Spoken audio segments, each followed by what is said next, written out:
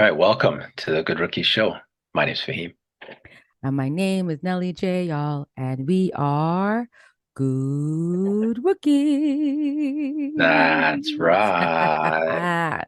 What's going on, everybody? Happy Good Tuesday. And guess what? It's the Good Rookie Show. Yep, yep. Yep. What's going on, y'all? As you know, we're your hosts coming to you from Toronto, Canada, the six, you name it. And you know what, Fahim? A lot has changed in Toronto. Um, we used to have a lookalike Fahim of Drake, right? Drake had a twin. And the twin, well, they called it a Drake lookalike. His name was Fred VanVleet. And I'm sure everyone wants to hear our reaction, knowing that we are avid Raptor fans, but not just Raptor fans because we want to chip. We've been here. You know what I'm saying? So, Fahim, we're on a new regime, right? Not a new regime, but when Kyle Lowry left, Fred VanVleet was assumed the leader of the team. I didn't give him that role, but it was given by a few folks due to the fact that he was a six man coming off the bench. People liked him. He led the team. Kyle Lowry gave him some kind of, more leadership during Tampa Bay Raptors, right? Then when Kyle Lowry left, his first year as a leader or as a co-leader, we would call it, we went to the playoffs, right? First round exits in 6 games against Philly. Second year as a leader, boom, boom, boom, boom, boom, boom.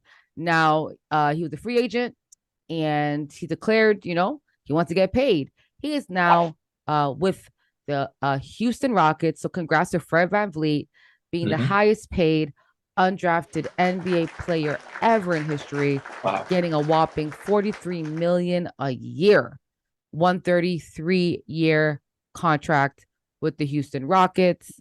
Fahim, what's your thoughts on the news? What's your thoughts on Fred and the fact that now we have a new, I guess, passing of the guards here. Go ahead, bro. Yeah. So first of all, shout out to Fred VanVleet. All the best on his new team. There, you just mentioned the salary, and I saw something with the contract that it was 500. So his rookie season, he got approximately 500,000 for Mm-hmm. the For the for the G League, season, yeah, the D League at the right? time. Mm-hmm. Now he's getting 500,000. Was it a game? It was something ridiculous. Like Mm-hmm. whatever it is. It's just he's really read up. You mentioned earlier about Kyle Lowry, and I think that's very fitting because they both kind of went through the same thing where floor general, Kyle couldn't blossom. Sorry, Fred VanVleet couldn't blossom under Kyle. Like it took Mm-hmm. for Kyle to leave for Fred VanVleet to blossom. And I think with the team, um, that's what's going to happen for the next person who's due to come up. I don't think that they Agreed. can blossom while they have Fred. So, but in saying that, he did do a post. He said he posted a very nice post on Instagram Agreed. addressing it. But then in the post, though, he did state he went from they talked about the 2019 championship, but then he also mentioned in there about being most hated in that. And then Yeah, after he's that, capping. I think knowing Fred's humor, like if you mhm, ever listen to Fred's post game interviews, he's very sarcastic. mhm, And I mhm, think some fans took it like he's not the most hated. And mhm, a lot of the Fred VanVleet stands, yes, you guys know who you are. Y'all have been very sensitive all year, right? And I get it. You love Fred. And I don't think any of the fans ever disliked Fred. I just think the fans were like, yo, just pass the ball more. That was always what fans were saying. No one's saying Fred isn't good, he's not great, but there was moments where you're going on tour, Fred, and you weren't passing the ball to the hot hand. We saw the most unselfish team for him win a championship that way. So the fans, those fans asking to pass the ball, wasn't saying that he's not good enough. It's like let's get more guys involved because if they get involved and they get hot, we all win, right? So I think that statement, I did read it as the most hated. I don't think he's the most hated by the fan base at all. I think people were just ready for him to move on. I don't think anyone actually hates Fred. Like I think that's a whole cap because Fred had never been rude to the fans. He didn't talk bad about Toronto. He never bashed the city. He never bashed the Mm, community. He supported us. So I don't think anyone hates Fred. Like that's right, of crazy. course. Yeah. Of course. And he contributed to our championship, like Yeah. contributed. Like he actually got a vote for Finals MVP. So, I just saw the clips, just kind of reminder, uh, just in regards to what he did during that 2019 run, especially the closing game, game six, I guess it was. Yep. He had a great game Massive, six with massive. the bandit So under his eye, the yeah, yeah, anacondic band-aid. yeah, yeah, yeah. So Houston, real quick, I think they're getting it works out great for Houston. I think having a veteran who's won a championship, who's clearly not going to shy away from leading a team. I think he's wanted his own team. Why not give him a team full of young players and enable him to kind of groom others? So I think this has worked out best for everybody. Yeah, I mean, Houston will still be a playing best team. Like they'll be 10 seed for the most. To me, the Western Conference is so competitive.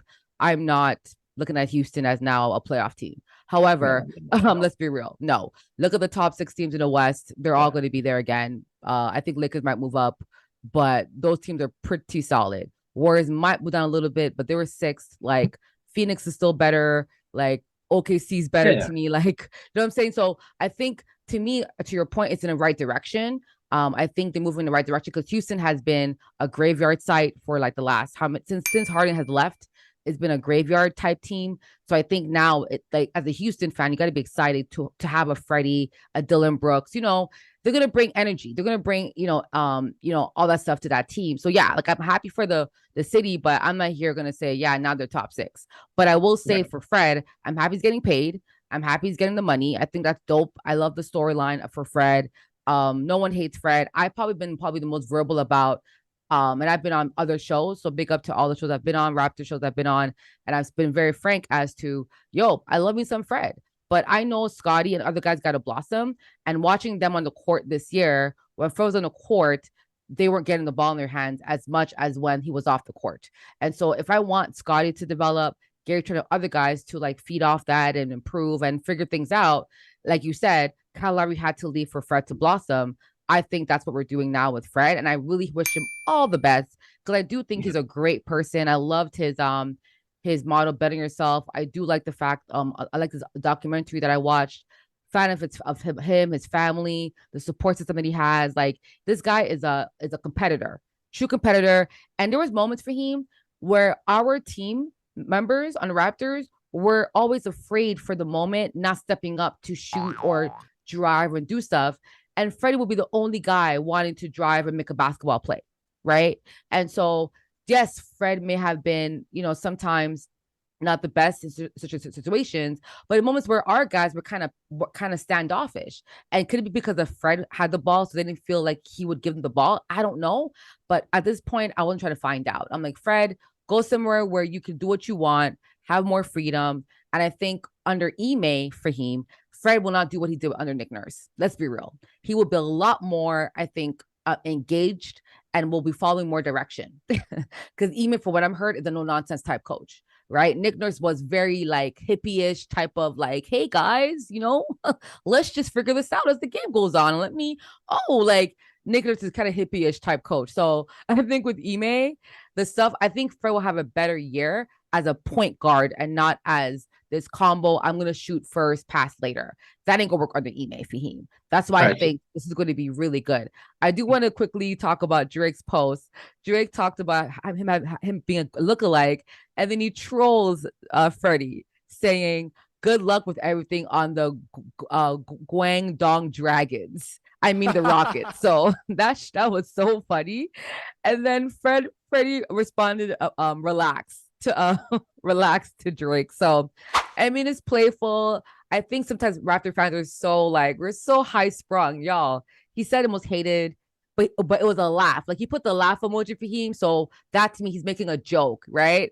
But some people can't read between the lines. They take things so literal. So folks, it was a joke.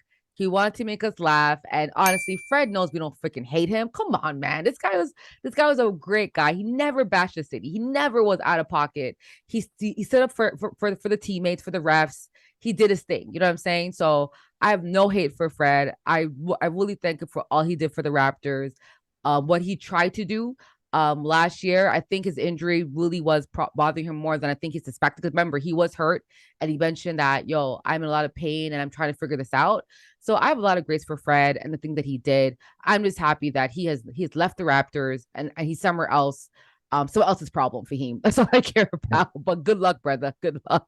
So give me a percentage of the odds that he makes another All-Star team 0. in Houston. 0. Wow. I mean, all in the Western Conference? Yeah. 0. Do you want to pull up the guards in the West for him? I can pull it up. Mhm. Do you want to do an exercise right now? The guards in the Western Conference? Yeah. Steph, Ja, Kyrie, Luka. Yeah. That's 4. Yeah. Right there, 4. And there's Yeah. 2 more you can add there. Probably Darren Fox, that's 5. And I'm probably gonna put over him. Yeah, not Fred. Okay, Off so the top of my head.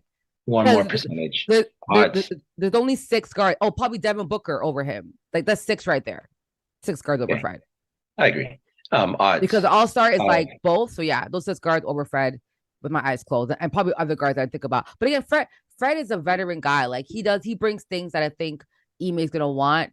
But my thing is that like the younger guys, again, I don't know what it was like, but we heard rumors about Fred and the younger core, what that was like, him and Scotty. Like we don't know it's true. So I really hope he takes this challenge. What he learned in Toronto, I hope he learns whatever he learned in Toronto to be a better leader in Houston and help that team out. But having a coach like Ime Faheem, you don't really need that. Ime is pretty like he's an alpha type coach. You know what I'm saying? Like he's the guy that's going to be very hands-on and help his guys develop. Like he's going to be no nonsense. So I don't think again what Fred was doing in Toronto is not gonna fly with Ime. He's not gonna let Fred shoot 2 for 15 and stay on the court. Like he's not gonna do that stuff or not bench him when he's playing selfish. He ain't gonna do that. He will not be doing that on Houston for him at all.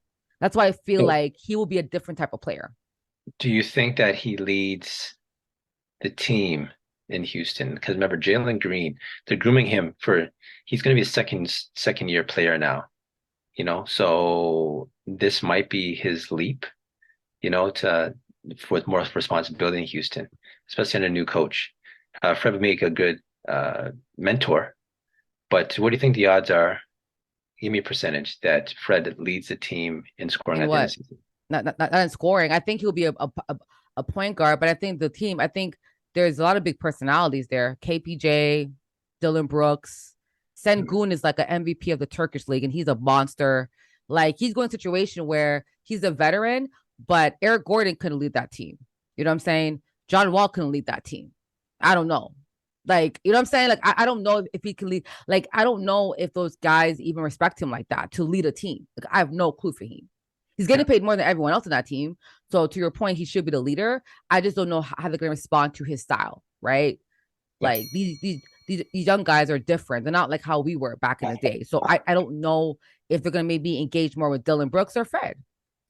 I don't know. Or they say, you know what? We're going to follow direction, coach, or Ime, you're the leader, and tell us what to do. You know what I'm saying? If Ime says Fred's the guy, then he's the guy. But I don't think Ime is going to do that right off the bat. You have to earn that, right? It's a whole new team. So will he be leading? That's the 50-50. He may not. It just depends on how they play. If they're winning solves everything. So if they're winning with him being more involved, great. But I do think, to your point, Jalen Green, I think Sengun is the guy. If I'm the Rockets, he's probably the one who has the better upside, because he is actually when he gets bigger and grows and gets more developed, he's going to be a problem in about 2-3 years. So I don't know. Right now, that team, I feel like this is for them to test it on. I think Ime will decide on who will be the focal point of this team.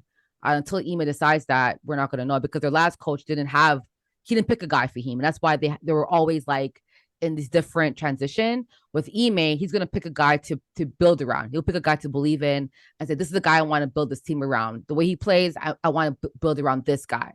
So we will know that we will know when it starts who Ime decides is going to be the leader, the focal point. Mhm. We'll know. Freddie is a great role player to support whatever Ime wants to do, right? Um, his shooting wasn't the best last season, so let's see if we pick it up with maybe having more talent around him. Maybe that will help, but his shooting went down the last season. You know what I'm saying? So we got to see what happens. I mean, it could have been an off year and he goes back to where he was in 2022 season, 2021, right? I don't know. So a lot of questions for him. No answers for you yet.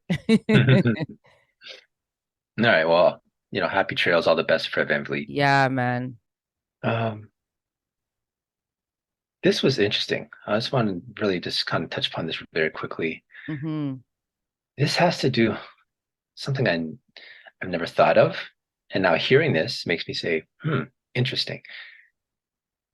So, Tennessee State, that's a HBCU, historically Black college university, and they're the first HBCU school to offer a men's ice hockey program. Wow.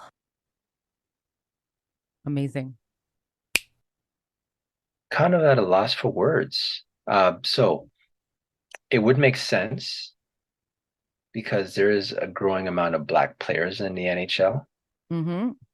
So, I mean, even with the sport growing in the United States, okay, just an HBCU school having a hockey team. I have questions. Give me your thoughts first, and I'll ask my question real quick. I think it's great. I read that on the score. So big up the score for sharing those news because I didn't really see it published anywhere but the score. I didn't see it on Bleacher Report or really any other network, ESPN, nothing. So thanks to score for really always finding the nuggets in storyline. So big up to the score. But yeah, the HBCU, I think it's great. I think the documentaries that have been out. So big up to Kwame on Solo, Solo on Ice and his documentary, which led to Drake and LeBron partnering on doing a story about the Black hockey players, the Negro League, stuff like that. The Black, the history of Black Canadians in Nova Scotia who were big in hockey. I think it all comes together, and I do think we're seeing more and more African Caribbean descended players in the league, right? We're seeing more of that. We're seeing teams create and offer free health hockey gear because hockey is a very expensive sport to play. So giving kids the gear to play, to be a goalie, all these things that you have the equipment to play in hockey. There's so many programs. Big up to Kevin Weeks, Subban, all these guys who have programs that are helping these kids play hockey, invest in hockey. I know in Scarborough they had one. I forgot who did it. I forgot his name. I see his face, but they're doing so many stuff. So I think it was a time coming. What I like about it though is that if you're a kid wanting to play hockey, even if you play hockey in your area, I'm not sure. There's only one school now in HBCU that's going to offer it. I'm looking at Faheem how they build the program. Will they be partnering with the NHL? Will there be any past hockey players joining that program to help create it successfully? Because at the end of the day, having a program is one thing, but you also want it to be successful for any of the players joining it. So I mean, it's the beginning. I think we'll see more and more, maybe more and more. It might be a slow burn, but having a hockey team or program, I think it's really, really, really dope at Tennessee State. And actually, let me not, whatever. I must say, ESPN and Sports Illustrated did report on it, but I didn't really see it, so I do want to, not also give them a shout out as well.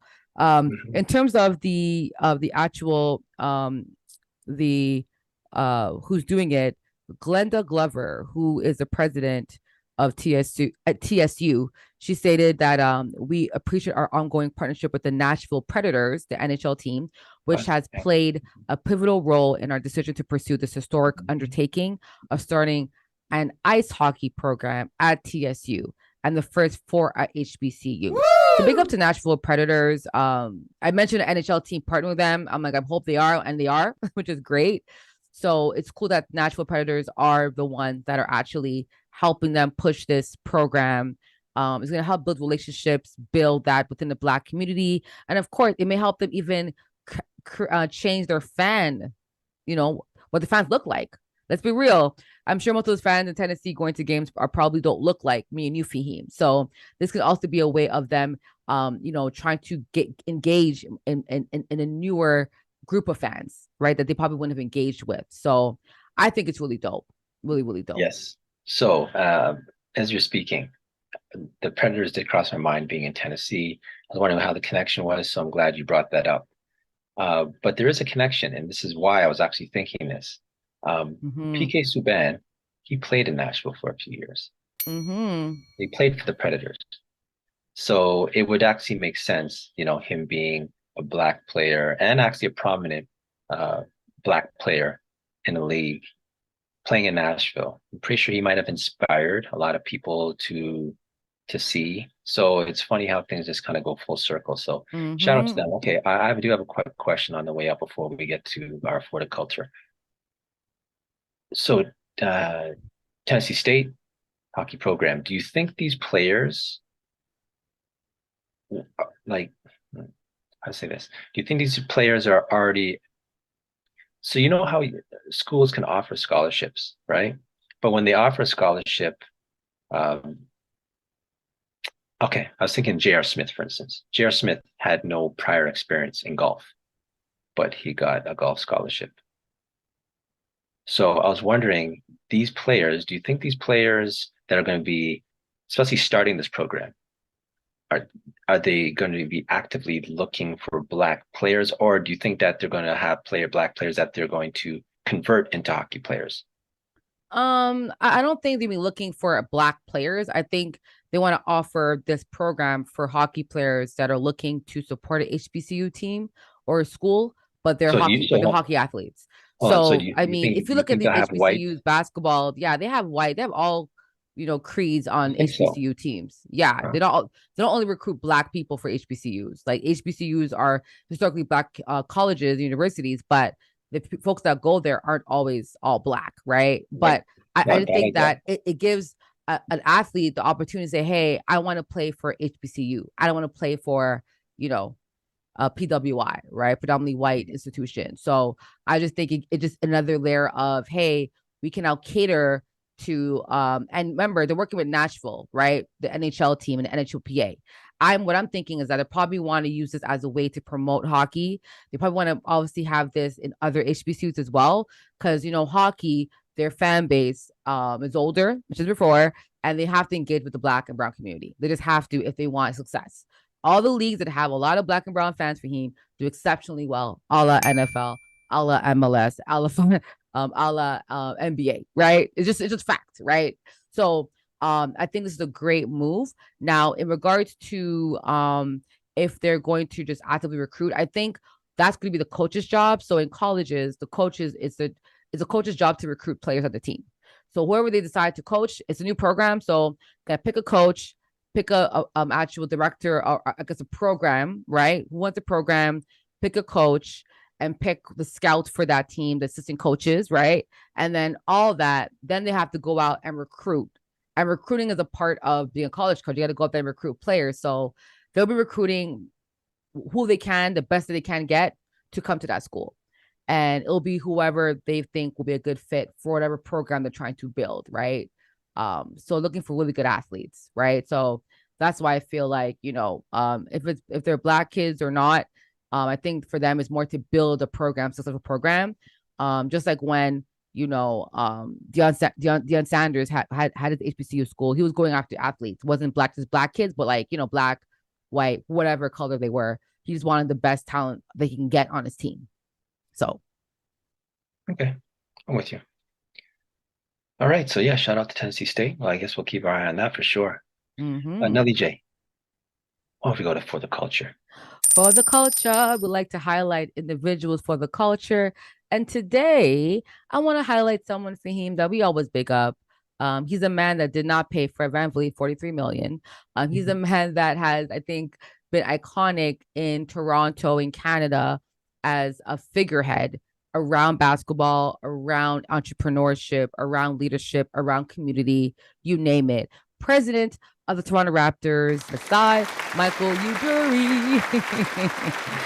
So he was actually born in England. His parents are Nigerian and Kenyan, right? He was born in England, moved back when he was 2, grew up in Nigeria, right?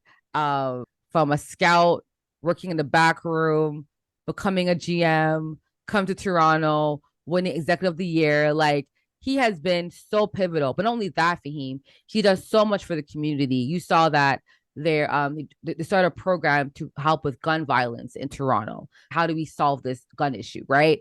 And stuff like that, where they're trying to really support. They do things where they offer scholarships to creators. They have a Raptor Fellowship winners. They do so much. They try to give opportunity to coaches, to creatives, to you name it, right, Faheem? And so I just think that Toronto Raptors, growing up, Faheem, Raptors weren't doing all that back in the day. You know what I'm saying? It was like they weren't that involved in the community as they are now. And I think that's because of Masai. He wants to not only impact the city of Toronto, but he really helped sell the game of basketball to Canada.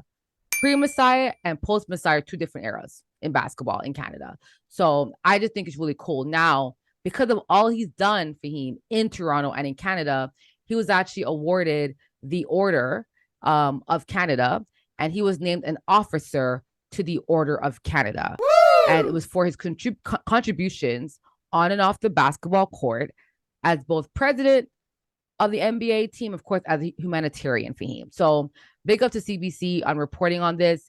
Now, Faheem, quite a few people do get this award.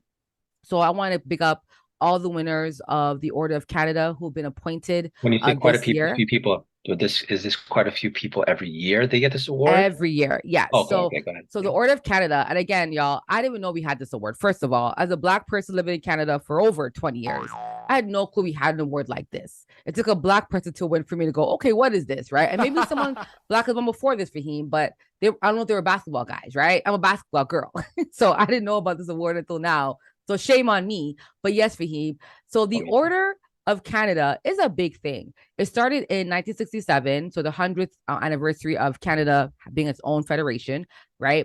And essentially, there's 3 order grades for him. I don't know if you know this for him, but Order of Canada has 3 medals of Order of Canada, 3 levels. There is the companion, officer, and member. The companion only goes to about 15 people. It's the highest level of the order you can get. The officer goes to 64 each year. They can get that for him. And then the member of the Order of Canada go to local level folks, and 100 and about 100 people can get that award. So there are over 1,000 living officers currently today in the history of Canada living, which is pretty unique. So Masai has joined that 1,000 people who have gotten this medal. And so again, guys, I was not aware we even had an Order of Canada and the companions and officers and members and the medals you can get. Like, I did not know it was a thing. But this goes to civilians. It goes to those who are contributing to the community, to Canadian community, to a lifelong contribution of work. So yeah, Faheem, I know I shared a lot of information. You're probably like, there's all this stuff happening, but yeah, we have all that stuff. So Faheem, what's your thoughts on the Order of Canada and the fact that Masai, a man with Nigerian descent, grew up in Nigeria, went to school in England, went to like having a history of that, coming to Canada and being so impactful since 2013 to now, 10 years later for him, becoming an officer of the Order of Canada. You got it. Well, one, he brought a championship to Toronto. Actually, sorry, let me run that back. He didn't bring a championship to Toronto. He brought a championship to the country. Yes. All across the country. Everyone was affected by that. Mm-hmm. So, I mean, it's one thing to be a player and do it, but to literally mastermind and put it together, that in itself, outside of his humanitarian stuff, and which obviously has been added to this, why he got this, he's left his mark. And like you mentioned, He's come from Nigeria. His road, I think it represents the fact that we're a very multicultural country, and it's a great story for everybody to be inspired by. So most def. Mhm. Yeah, Fahim, I agree with you, man. It's an inspiration, right? Humble beginnings. But it just shows the importance of, immigration, right? Like immigrants come to Canada and they add to the community. They help build it, they help grow it. What they've seen, like what they've experienced is so vital to what, being Canadian is about, right? Like Canada is a land of immigrants. It's a land of immigrants. And so we seem to forget that. And that's why, with the Order of Canada that was awarded to him, the award ceremony will be on Friday, July 8th. So this will be coming up just now. And the award happens, it's like at a hill park or at Majors Hill Park in Ottawa. But joining him will be Cree artist Kent Monkman and dozens of people apparently will also get this Canada's highest civilian honor. And so I just think it's great that, being a Canadian civilian doesn't mean you're a particular pigment or a look or a feel. You're someone that's contributing to Canada. You're contributing to the country, contributing to the people, to what matters, to the community. You're helping it get better, right? You're not creating problem, not creating division. You want to bring folks together, and I think that's what's really what being Canada is about, right? And so I think it's really, really, really dope that he's getting this award. And I think for me, I'm happy he got the award because for him, again, I wouldn't have known about the Order of Canada if it wasn't for Masai winning it. And I'm like, oh my gosh, I didn't know. And for him, y'all, you can actually nominate people. Is there someone that is doing a lot for the community, y'all? If they're contributing to doing things that was really vital to the people, them, please nominate the folks, okay, that are doing big things for our culture. Because this is how Faheem folks get recognized, right? I don't know if we are even nominating the people them in our community for him to even get this award because I don't even know about it. So again, anyone that you think is doing a lot locally, it could be on a national level, provincial level, doesn't matter. Please nominate them. Let's get people that are contributing to Canada in all levels, right? Awarded and getting recognized because they do this work not to be recognized, but we want to show them that we appreciate all the work that they do. So I just think this is great that Masai won it because now we know about it on the Good Rookies podcast. You know what I'm saying? So big up to Masai Ujiri, big up to his family, big up to everyone that's winning an award, the Order of Canada this weekend. And yeah, I think it's dope, man. I think it's dope. Mm-hmm. Yeah, shout out. It's very good for the culture.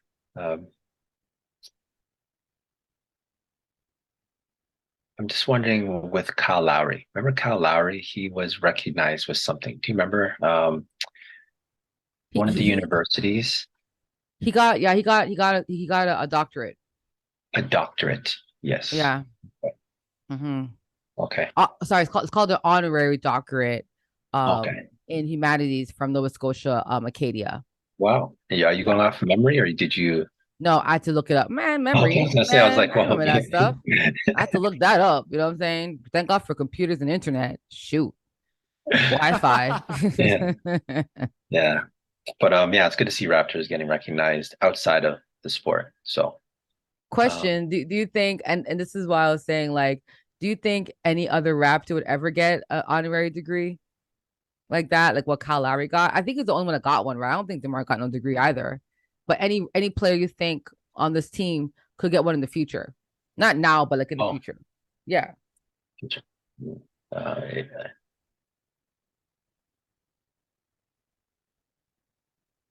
if I had, okay, say no or yes. You're like, yeah. I was saying no, but I was saying if I had to, maybe. No, I can't. I can't think of one. How about you? Do okay. you have one? I think depending on how long Siakam stays in Toronto, I think he can get one because he does do a lot especially with like his program, supplying computers. Like he does different back to school programs every year. I think Scotty Barnes with his program of scholarships, Yes. I think that's Okay. also big. And he does a lot of different things. Scotty Barnes had his camp. OG went there. Those are kind of things that I think schools are gonna like. So I think if they keep on that path, yeah, why not? I mean, he got a doctorate in humanities. Why not Mm, Pascal and Scotty Barnes if they're giving back to the community like Kyle Lowry did, and they stay here as long yeah. as Kyle, like 10 years? If they Right. play for 10 years in Toronto, why wouldn't they get a scholarship? I think, I mean, not scholarship, but get an honorary degree. So I think 10 Mm, years could be the mark. If they get to 10 years, I think they could get that. good call. Good They call, could, yeah, LJ. yeah. All right. Nelly J, let's close this out with that's absurd. That's absurd, Faheem. But what was absurd this week? What was absurd? Betting. And I never thought, especially in, so when I think of betting, I think of Pete Rose. Everyone thinks about Pete Rose, but I have to say this. This absurd this week is Colts Isaiah Rodgers. He's amongst a handful of players that's expected to get a year-long suspension for allegedly gambling for the Indianapolis Colts in the NFL. Gambling in the NFL, absurd. Absurd. But is Absurd. it? I mean, I feel like every couple months a new NFL player is getting caught for gambling for him. I think Wow. wasn't Tennessee? I feel there's like five teams that had players that were gambling and they all got suspended like a few months ago. Like it's just been a thing. But to your point, they're saying actually that their players, so the cornerback, Isaiah Rogers, and a DE, Rashad Berry, and Demetrius Taylor were suspended all throughout. They're all suspended throughout this season coming up, and so that and they can try to reinstate at the end of next year, but we don't know if they may, suspend them again, right? We don't know, right? But it's just crazy how this isn't the first. So what's absurd to me, Fahim? All the wagers that were reportedly were for between $25 and $50, and Rogers, he used all so he was also used as a kick and punt returner for those who don't know, but he made roughly 100 bets, 100 according to ESPN David Purdom, 100 for him, and they're all 25 to 50. He also placed a $1,000 wager on an over under in rushing yards involving his Colts running back, the team he's on. That bet was actually won by him as well. So first, it's just absurd for him. Like you're making bets. Are the bets in your name, sir? Like what? Fahim, I don't even know how they're caught. Like my question is, how are they being caught? Because I don't think Fahim they're the only players betting. Let's be real. I think a lot of people are betting in their own league. Let's be real, right? But they're not getting caught. So my question is, like, we saw the NHL players that got caught betting. Well, his wife snitched on him. That's another whole story. But or ex-wife, whatever that was situation. But yeah, Fahim, it's not like betting with athletes is not it's not like crazy, but it keeps occurring. So what do you think these leagues got to do for him to kind of, you know, like you can't bet, okay, but they're still betting, so it's not working, right? It's not working. I don't Right. know what to say. It's All just right. So weird. let me Like, just answer your don't bet, question. players. Just don't bet. But clearly, they have an addiction. Because to me, if I can't bet something, but I keep betting, I'm placing 100 wagers, 100 for him. 16 Mm, games, 17 games a year, 100. That's probably averaging maybe what, like, you know what I'm saying? Like, that's about 5 bets a week you're making, 5 to 6 bets a week you're making, right? Each week. But you can't be betting, sir. What's going on? It's So absurd, man. it is absurd, but I think I have maybe an unpopular opinion in regards to athletes and betting. Um, so with Pete Rose, when I found out about Pete Rose and his betting, and I found out that he was betting for his team, not against his team. Uh, Once I found that out, I was thinking, well, me personally, I don't really have a problem if you're betting for your team to do something positive. Mm-hmm.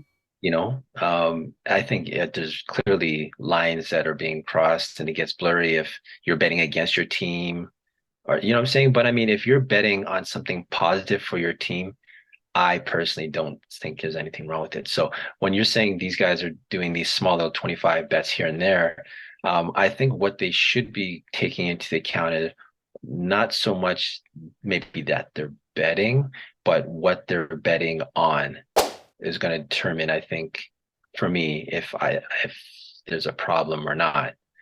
But I think it's clearly absurd the fact that he knows as a player he can't bet, and him and his teammates got caught for it. But what's your thoughts on that? If you're betting on Yeah. your team, do you have a problem with athletes betting if they're betting on their team? Well, that's a really good point. I like you brought up there because I do think players are going to be betting and they're betting now. They're betting now Mhm. NFL. They're betting now NBA, NHL. They're betting. Hey, even refs are betting till this day. Till this day. So how about we say, you know what, y'all want to bet? Cool. We're gonna create a portal for athletes to bet where we're gonna say you're gonna have your own account and we're gonna give you the bets that you can make based on what games are today. And this way you can still bet, but we're gonna regulate on what teams and who you can bet on, Fahim. You know what I'm saying? It's simple. Just Mhm. create a way for them to bet, but in a way that you guys can control. Okay, you can't bet your own teams. You can bet on other teams in the NFL. Okay. Yeah. Because to me, I don't think it's bad. If I'm a player, I'm playing for the Colts or for the Lions. We're playing. Yes, we can play. We can bet on our game, but I can bet on another game. What the f? You know what I'm saying? Like, who cares? You know what I mean? So I just think that I don't think betting will ever stop. I know I think they caught 5 players. I think Detroit Lions had some guys. I think some guy from the Falcons forgot.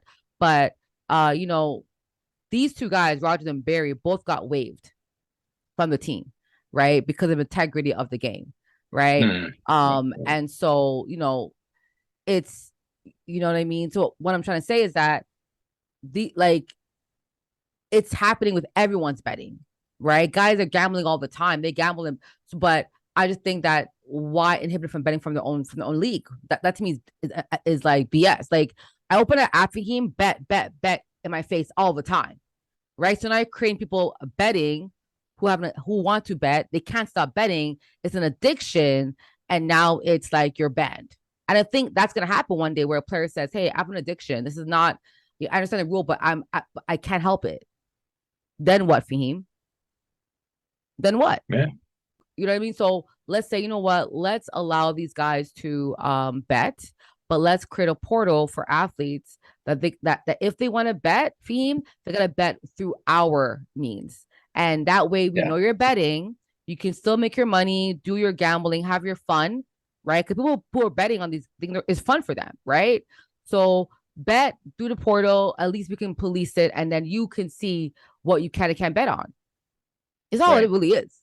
But that to me is the workaround around it because betting is not going to stop. Betting is getting more and more involved in all sports. Right. WNBA, you name it, everywhere for him, betting is more involved. So now these guys have to stop betting. Like, no, it's too. You already created a monster. The monster's been created now, so it's too late. It's too late now, Especially since right? they allowed Um, JP, especially since they included Vegas to the party also, right? Yeah. Come Changed on, man. everything. Like this is ridiculous. This is redonkulous. That term, the redonkulous, right? So again, it's absurd because it got caught. They should know better. It's a rule. You can't bet on the NFL. Come on, guys. But for him, 5 were caught. More were caught now, and I think they're gonna catch more and more as time goes on. So I just hope we find a workaround because when someone wants to bet, they're not gonna stop betting. It's not gonna stop. It's an addiction. It's like a high for them, right? It's just something that you just can't control. So, but yeah, I agree with that. I do want to say something. All the wigs that they had were placed legally. So it wasn't like they were kind of placing like illegal bets. They were all legally placed, but they made them at team facilities for him. So that was the biggest issue as well. Right. So All right. yeah, All right. Nelly J. Good episode. Let's put this one in the books. Y'all, that was the Good Rookie Show. So it's time for shout out. I actually had a really good shout out and I got it. I'll look up what I was going to say. But definitely want to big up Masai for winning it. I definitely want to big up Fred VanVleet. I think him getting paid, most paid undrafted player, bet on myself.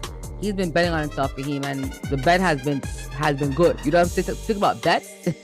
That's been a good bet that he placed on himself. So I love it. Unlike Dennis Schroeder, who bet on himself, but kind of, with the wrong bet. So the bet on yourself can go wrong as well. But at least Freddie's bet was always, on green. It's always in a positive. But I do want to shout out Dennis Schroeder. He's our new point guard on the team. I really like that pickup a lot for him. I also want to big up the Hoop Queen Summer League. They actually finished their championship weekend. And so Team Roadrunners won. They actually defeated the Sultans 72-62. So big up to the Team Roadrunners for winning the 2023 Hoop Queens Summer League Championship. And that's about it, my dear. That's about it for me. What you got, Faheem?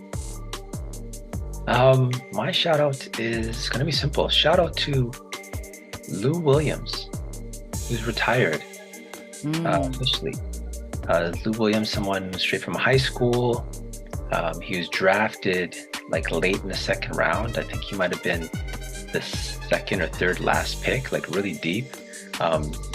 Didn't play very much. He went straight to the G League, or at the time it was the D League, and found a niche for himself off the bench later, and a legendary sixth man of the year. Great career. Talk about knowing your role. So I mean, he didn't get a championship, but I think that's what we have to stop doing, is judging people's success on winning a championship. A lot of people had a lot of contributions, and Lou Will, he's contributed in many ways and probably inspired a lot of people in regards to knowing their role. So shout out to Lou Williams. That's so cool. That's so true, man. Lou, he was definitely fun. A guy that, when he had his two girlfriends in the stands in Toronto, and, him going to get wings in Orlando. That man he's iconic, man. He's like, what a great player. And I'm like, yo, this guy was something else. He was something else, man. But you know what, Lou, as you said, great player, knew his role, sixth man. I mean, a really great sixth man for sure. Remember how many times he's won the award, Nelly J? Pardon me? Remember how many times he's won the award? Yeah, I think it was like 3 or 4. How many times he won? You got it. 3 times. 3 times. Okay, yeah, I know it was a couple times. Yeah. I do also want to self-correct myself, because I did say Fred VanVleet was the highest paid undrafted. Right. He had the largest contract for an undrafted player. Because I don't know if maybe someone got paid more than him throughout their career as an undrafted, but he had the largest contract. I think you might be safe with that, especially with contracts are going now. The largest contract for an undrafted player, because I don't really know, like, in terms of career earnings, I'm not sure if he has the most earnings ever as an undrafted player, but that contract that he signed is the highest, largest contract for an undrafted player. So I want to just make sure I, dot my I's, cross my T's, and say, Freddie, good luck. Hello. All right, LJ, let's put this episode in the books. Yo, this was a Good Rookie Show, y'all. As you know, if you had a good time and you enjoyed yourself, please like and subscribe. And tell a friend to tell 2 friends. Faheem. We are on all platforms. You know what it is. That's Good Rookie Show, and we out.